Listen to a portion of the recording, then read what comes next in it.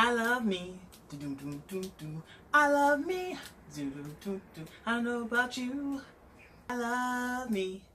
So everybody say, hey, hey, hey, hey, hey, hey, hey, hey, hey, hey. I figured I would start with the Meghan Trainor song, I Love Me, with, I think it's Meghan Trainor and Lunch Money. Hey YouTube, it's me again, Simone Samuels, on another episode of Sipping with Simone.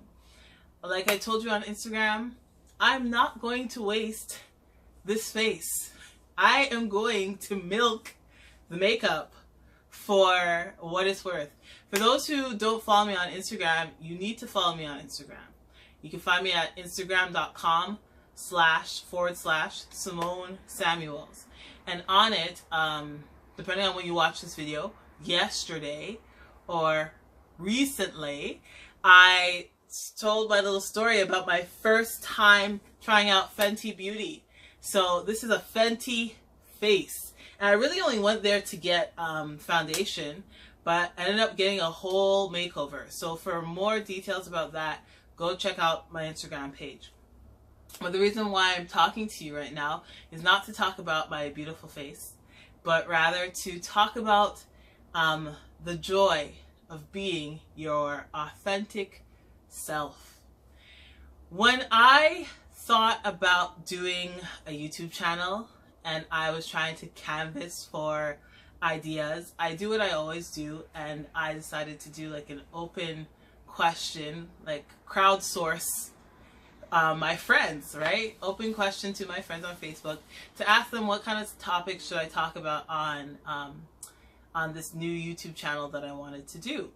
And among other things, one person said that I should talk about the joy of being your authentic self. He said it was something that he's noticed about me and that maybe I should speak on it. And I thought to myself, okay.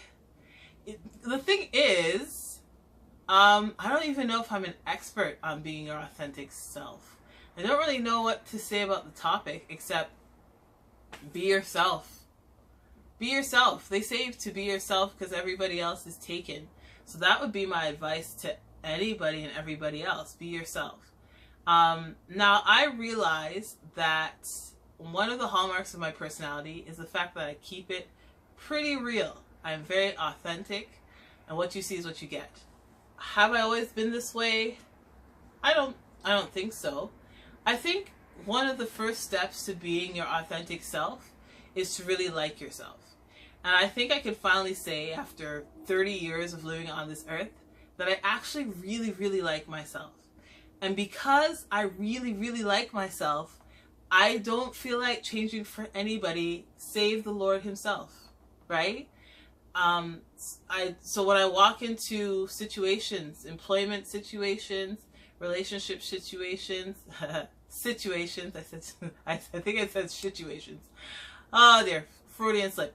Any situation, I just bring myself, but I bring my realest, most authentic self, because I don't know who else to bring. This is who I am, and what you see is what you get.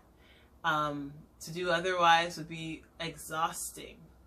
Now, I'm able to do that. I'm able to bring myself in those situations because I'm at peace with who I am, right? This is a hard-won battle, though. I wasn't always at peace with who I am. There was once upon a time that I hated, as you probably saw on Instagram. If you're not already on Instagram, I talked about how I hated my nose and how in elementary school I was teased for the size of my nose. I've always had a love-hate, mostly hate relationship with my size and my body. I have often wondered if I were prettier, if my life would be easier or turn out better if I conformed more to the ideal mold of what an attractive, desirable woman looked like. I often wondered if I were, if I had lighter skin, would I be considered more desirable? I had just a lot of insecurities, and I still have a lot of insecurities. But over time, and this comes with age often comes confidence. So as I got older, I became more confident. As I did more stuff and discovered myself, I became more confident. Started to realize that I was really good at different things. And I started to realize that the way I see myself is not necessarily how the world sees me. And in fact, the world might see me better than I see myself. And I started to realize that a lot of the stuff that I thought were flaws were actually my strong points, were actually the things that made me different and wonderful and attractive. So I'm at the point now where I really, really like myself. I like my nose. I like my eyes. I like my face. I like my mouth. I like my hair. I haven't always liked my hair, but I think I could say that I actually like my hair. This is my hair because I bought it. But I mean my real hair. I like my real hair. My real 4C, fine, thin hair. I like my hair. I like my complexion. I like my skin. I like my arms. I like my legs. I like my boobies. I like my bum. I love my hips. I like my voice. I love my voice. I love my personality. I like that I'm smart, and I like that I could do a lot of things. And because I came to a realization, I finally accepted myself, and I really, really like myself, it's really hard to go into situations and change something, change myself, if I like myself, right?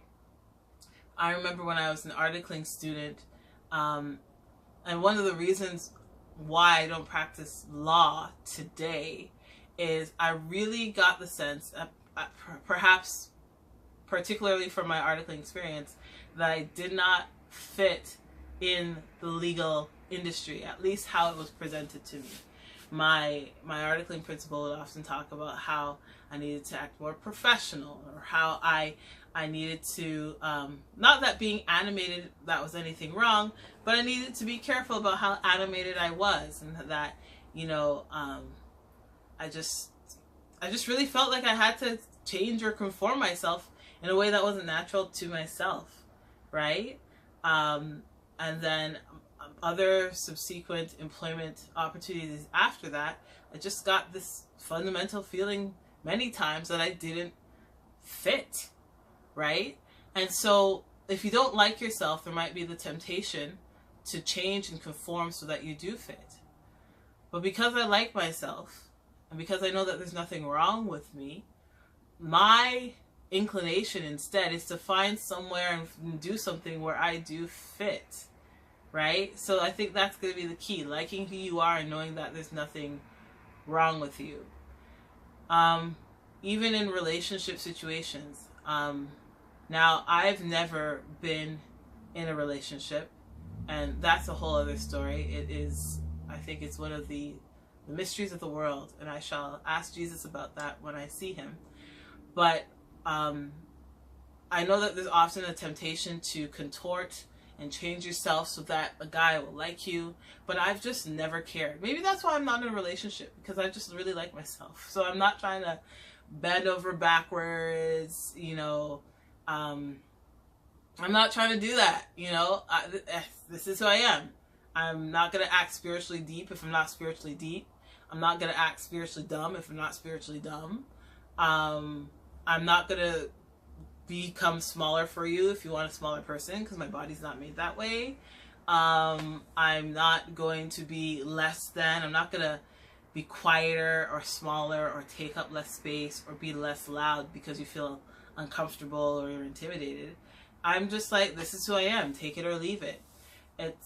I guess it comes with, like I said, age and confidence.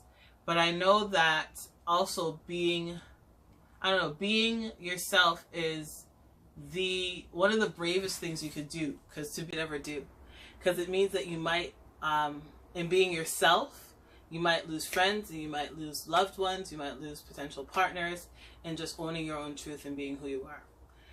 That's the scary part. But that's also necessary, because if you are not who you are to be, then you betray yourself. You're not honoring what God has placed in you, and more practically, you can make yourself very sick.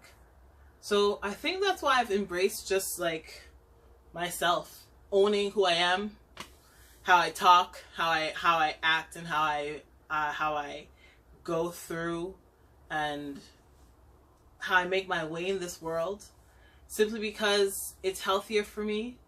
And I fundamentally believe that the world needs something that I have. The world has stuff that I need. And there's really nobody else to be. I am enough. And I think if you're going to live an authentic life, you too have to come to the realization and the truth, that you have to accept that the truth, that you as you are is enough. And anybody who doesn't like it could go kick rocks. They could go play in traffic. It's all good. So that would be my message to you. Be yourself. It's the most joyful thing ever. And don't regret it.